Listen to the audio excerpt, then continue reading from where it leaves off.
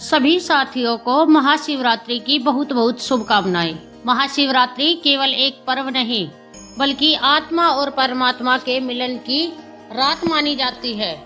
पृथ्वी पर आध्यात्मिक ऊर्जा चरम पर होती है। मन, शरीर और आत्मा को शुद्ध करने का श्रेष्ठ अवसर मिलती है। शास्त्रों में कहा गया है कि इस रात्रि की गई पूजा हजारों जन्मों के पापों को शांत कर देती है और जो व्यक्ति महाशिवरात्रि की कथा श्रद्धा से सुनता है उसके जीवन के दुख स्वतः शिव के चरणों में समर्पित हो जाती है। प्रिय साथियों, कथा को अंत तक अवश्य सुने। यह कथा है उस समय की जब पृथ्वी पर धर्म की ज्योति कभी मध्य होती तो कभी प्रखर, जब मानव का हृदय पीड़ा से भर जाता और उसे कहीं कोई सहारा न मिलता। यह गाथा एक ऐसे ही भक्त की जिसकी भक्ति को संसार ने ठोकर मारी, पर महादेव ने उसे अपने हृदय से लगाया। हाय रे दुर्भाग्य, वो जिस दिन की प्रतीक्षा में सारा संसार हर्षोल्लास में डूबा था।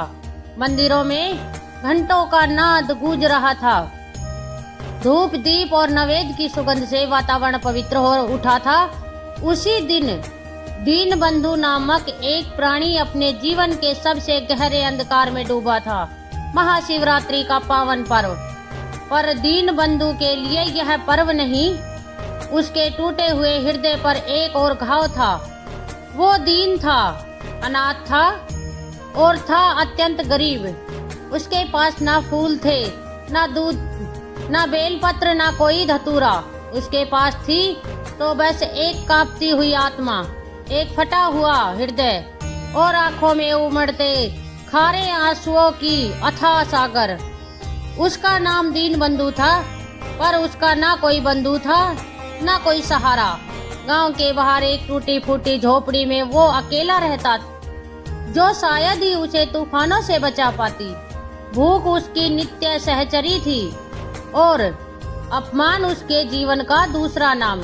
गांव में जब भी कोई पर्व आता लोग उसे और धिक्कारते, अरे यह अब शकुनी कहाँ से आ गया। कोई चिल्लाता, हटो हटो, इसकी काली सूरत देख ली तो दिन बिगड़ जाएगा। कोई दुकान वाला उसे अपने पास भटकने भी नहीं देता। उसके शरीर पर मैले कुचले फटे वस्त्र, पुराने वस्त्र थे जो शायद ही उसके मन को ढक पाते थे। बाल बिखरे हुए, आंखें धसी हुई और चेहरा भूख व पीड़ा से जुरीदार। एक बार की बात है, गांव के मुखिया के घर विवाह था। दीन बंधु यह सोचकर कि शायद आज उसे कोई एक निवाला दे दे, हिम्मत करके उस घर के आंगन के बाहर जा खड़ा हुआ। उसकी आंखों में आशा की एक हल्की सी किरण थी, पर मुखिया के बेटे ने उसे देखते ही एक लकड़ी उठाई और जोर से चिल्लाया, भाग जा यहाँ से मनोज, तेरी वजह से हमारा शुभ कार्य बिगड़ जाएगा। हट जा, नहीं तो हड्डी पसली एक कर दूंगा।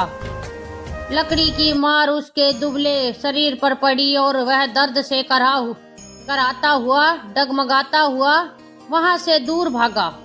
उसकी आंखों में आंसू नहीं, मानो रक्त की बूंदें निकल रही थी। वो दिन था जब उसने सोचा, क्या मेरा जन्म केवल मार खाने और धिक्कारे जाने के लिए हुआ है? क्या इस संसार में कोई नहीं जो मुझे अपना कहे? एक अन्य अवसर पर वो बहुत भूखा था। एक मंदिर के पास प्रसाद बट रहा था। उसने सोचा, महादेव के द्वार पर तो कोई भूखा नहीं रहता। वो धीरे धीरे मंदिर की सीढ़ियां चढ़ने लगा। जैसे ही वह प्रसाद के पात्र के पास पहुंचा, एक पंडित जी ने उसे देखा और क्रोधित होकर बोले, खबरदार, तू यहाँ कैसे आ गया? तू तो नीच जाति का है, अपवित्र है, मेरे प्रसाद को भ्रष्ट मत कर। और उन्होंने एक लाठी उठाई, भाग जा, नहीं तो मार मार कर तेरा कचुम्बर निकाल दूंगा।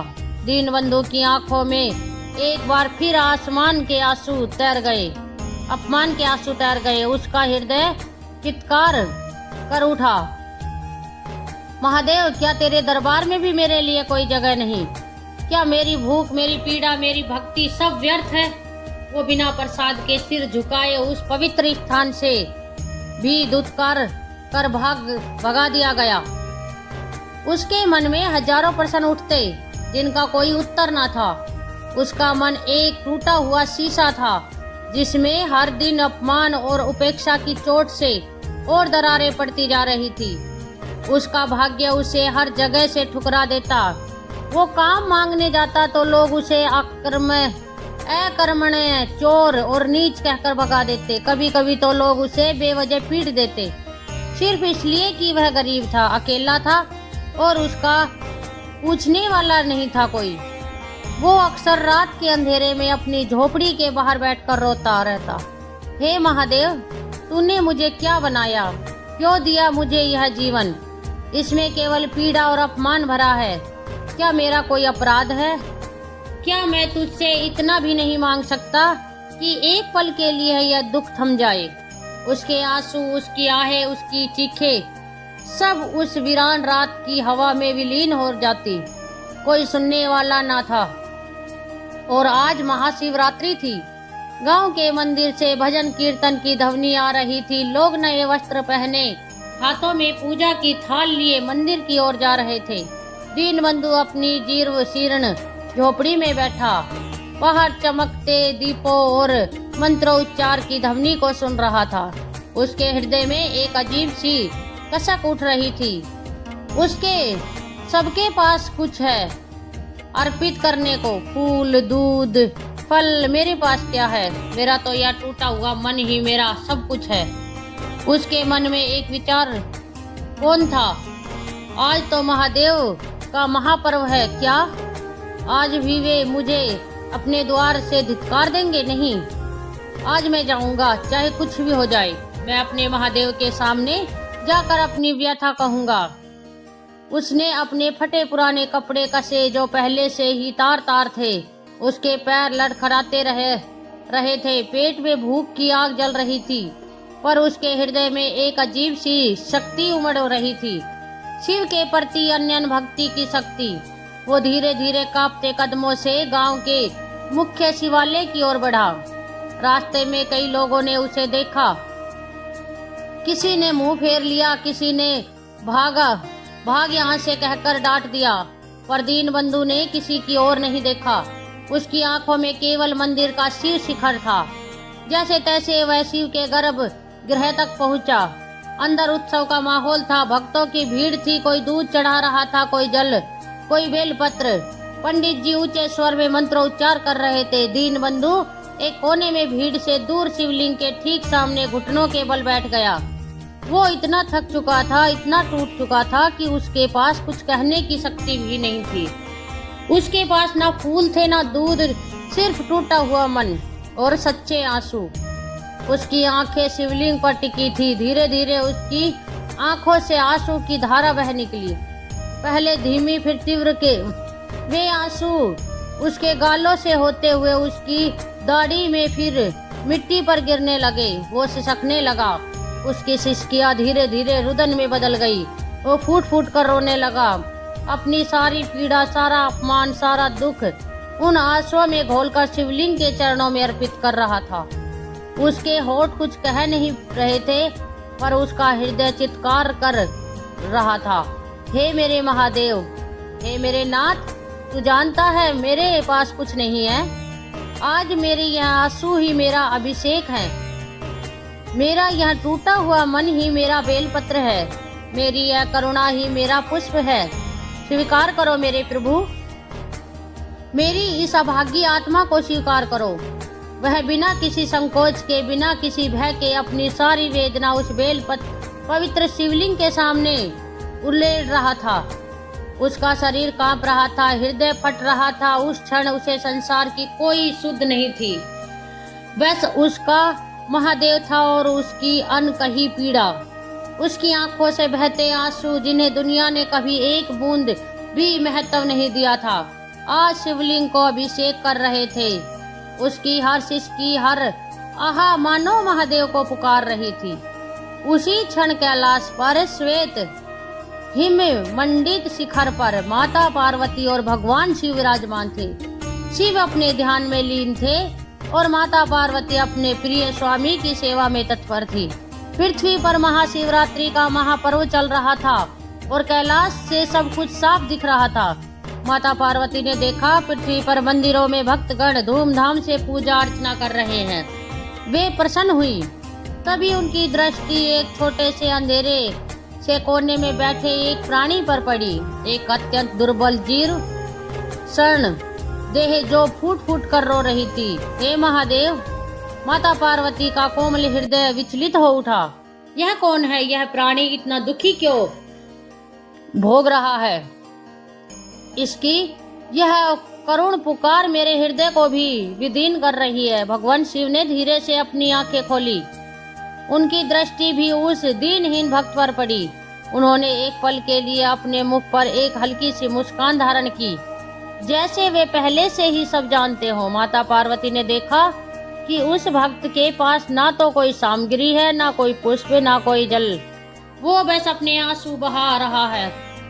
नाथ, यह कैसा भक्त है? इसके पास कुछ नहीं है, फिर भी इसकी भक्ति में ऐसी आग है कि मेरे रोम रोम को जला रही है। इसके आंसुओं में इतनी पीड़ा है कि मेरा हृदय पिघला जा रहा है। हे स्वामी, क्या यह उचित है कि आपका इतना सच्चा भक्त इतनी वेदना सहे?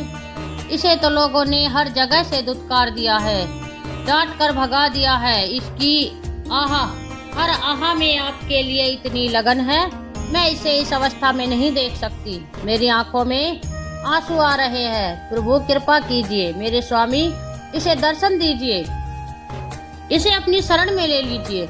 माता पार्वती का स्वर करुणा से भीग गया था। उनकी आंखों में भी आंसू छलक आए थे। महादेव ने माता की ओर देखा। उनके चेहरे पर असीम प्रेम और शांति थी। देवी, तुम तो जगन माता हो, तुम्हारी करुणा से ही यह संसार चलता है। तुमने ठीक कहा, इसकी भक्ति में कोई कमी नहीं है। संसार इसे नहीं पहचान पाया, परंतु मेरी दृष्टि से कुछ भी अदृश्य नहीं। इसकी हर चोट, हर अपमान, हर आंसू मेरे हृदय पर लगा है। भगवान शिव ने एक गहरी सांस ली। इसका हृदय शुद्ध सोने का है। जिसने इतनी ठोकरें खाई हैं, फिर भी मुझ पर से विश्वास नहीं खोया। यही सच्ची भक्ति है पार्वती, जो विपरीत परिस्थितियों में भी अटल रहे। आओ, हमें इस भक्त को दर्शन देने होंगे। इसका समय आ गया है। कैलाश से, हिमशिख से भगवान, आओ, हमें इस भक्त को दर्शन देने होंगे।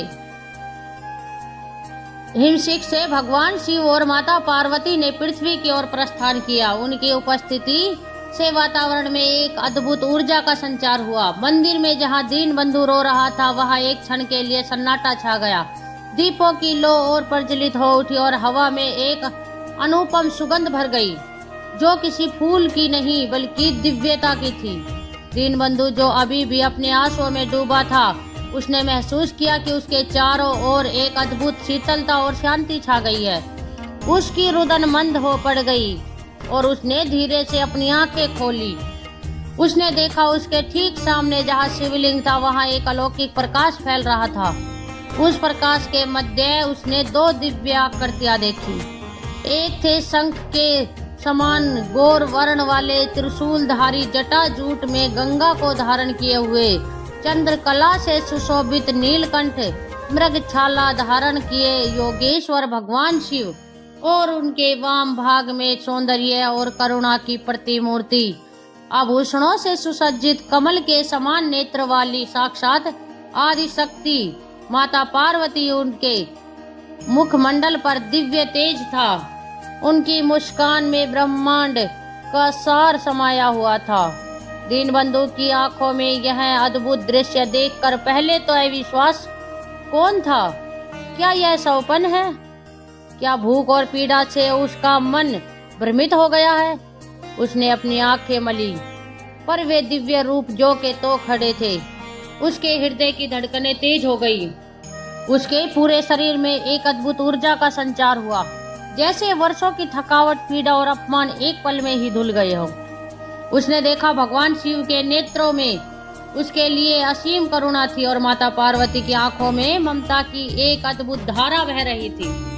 वो कांप उठा, उसके होठ खुले, पर एक शब्द भी नहीं निकला। वो अपने घुटनों पर ही था, और फिर धीरे धीरे उसने अपने आप को भूमि पर गिरा दिया। दंडवत प्रणाम करने के लिए उसकी आंखों से अब आंसू नहीं बल्कि आनंद और कृतज्ञता के आंसू बह रहे थे। उसके जीवन में पहली बार किसी ने उसे सम्मान दिया था, किसी ने उसकी पीड़ा को समझा था। उसके आराध्याय स्वयं उसके सामने खड़े थे। भगवान शिव ने अपने एक हाथ से आशीर्वाद की मुद्रा बनाई और उनकी गंभीर शांत वाणी वातावरण में गूंज उठी, जिसने दीनबंधु के हृदय को भीतर तक छू लिया। उठो मेरे भक्त दीनबंधु, तुमने अपनी भक्ति से आज कैलाश को ही हिला दिया है। तुम्हारे आंसुओं में जो शुद्धता है, जो सत्यता है, वो संसार के किसी भी चढ़ावे से नहीं कहीं अधिक मूल्यवान है। संसार ने तुम्हें दुत्कारा, तुम्हें अपमानित किया, पर तुमने मुझ पे से विश्वास नहीं खोया। तुम्हारी यही अटल श्रद्धा, यही अटूट प्रेम मेरी सबसे प्रिय पूजा है। माता पार्वती ने भी अपनी मृदु वाणी में कहा, पुत्र, तुम्हारी पीड़ा ने मेरा हृदय विदीर्ण कर दिया था। तुम्हारे हर आंसू में मैंने स्वयं को देखा है।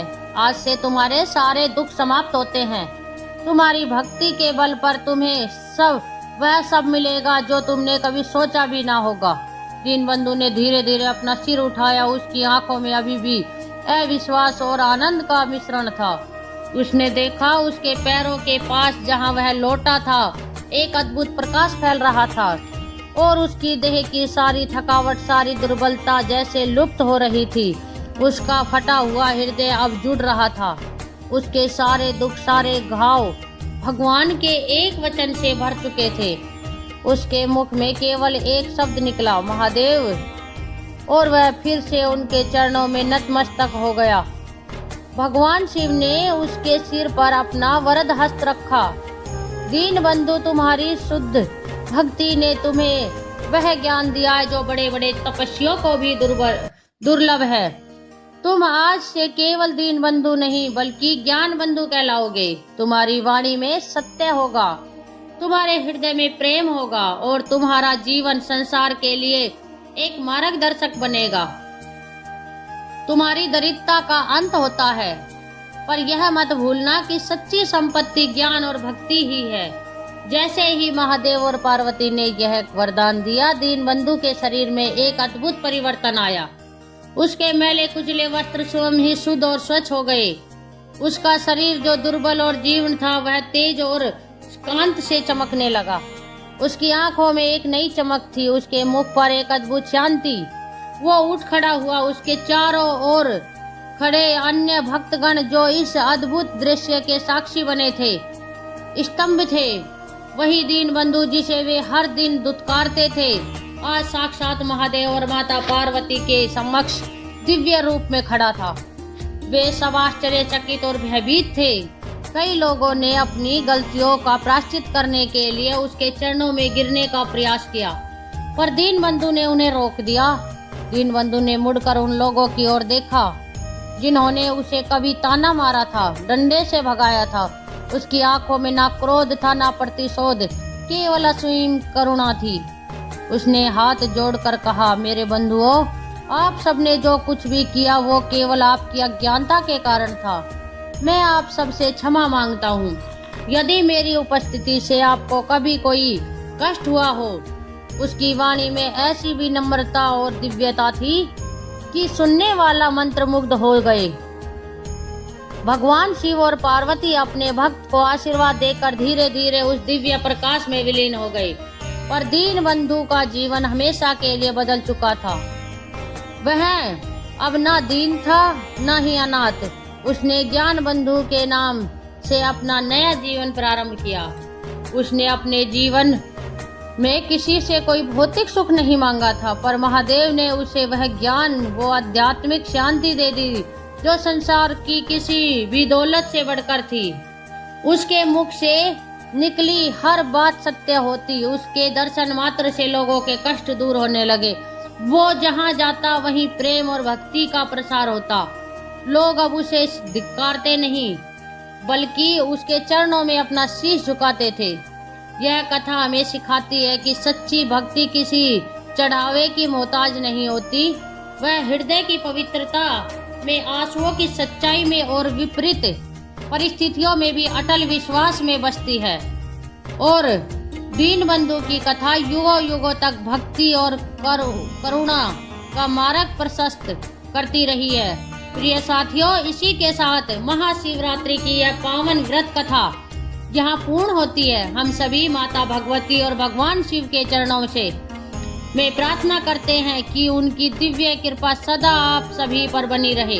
हर हर महादेव। जय माँ जगदम्बे आदि शक्ति की जय।